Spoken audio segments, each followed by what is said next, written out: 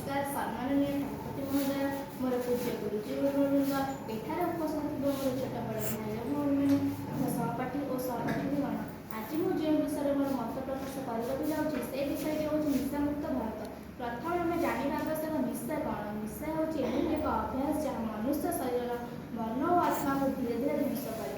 मद्यपान धूमपान ड्रग्स इत्यादि निशार अंतर्भुक्त। आज समाज में निशा एक महामारी परिवर्तित होउछि जहाँकि युवपीढ़ी माने शिकार होउछन्ति। कहीं संगदोष मानसिक चाप बेरोजगारी पारिवारिक समस्या मनोरंजन भूल धारणा एहार मुख्य कारण। निशार प्रभाव अत्यंत भयंकर। प्रथमे यह शरीर को नष्ट करुछि हृदरोग कैंसर मनोरोग इत्यादि होता है। द्वितीय यह मानसिक स्थिरता को भांगी देउछि लोक माने आक्रमक असामाजिक होउछन्ति। तृतीय निशा परिवार को ध्वंस करुछि आर्थिक क्षति झगड़ा विच्छेद इत्यादि होउछि।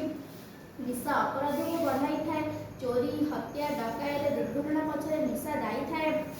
एहीपरि समस्या देशर शांति और उन्नति में बाधा आउछि। युवपीढ़ी होउछन्ति देशर शक्ति। जदि सेमाने निशारे लिप्त हेबे तेबे देशर भविष्य अंधकारमय होइजिବ। सेतिपाई निशामुक्त भारत गढ़िबा अत्यावश्यक।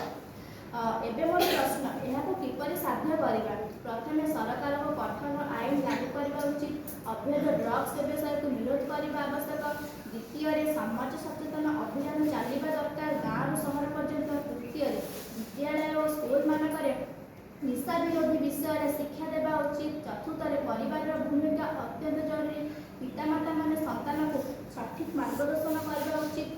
पंचम जो मैंने निशा आसक्त से पुनर्वास केन्द्र व्यवस्था भल करने दरकार।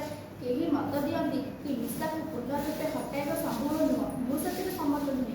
इतिहास देखाए जदि लोक मैंने सचेतन हो पारे जदि लोक मैंने एकत्रित हो काम करें तेज सब समस्या को सामना करें।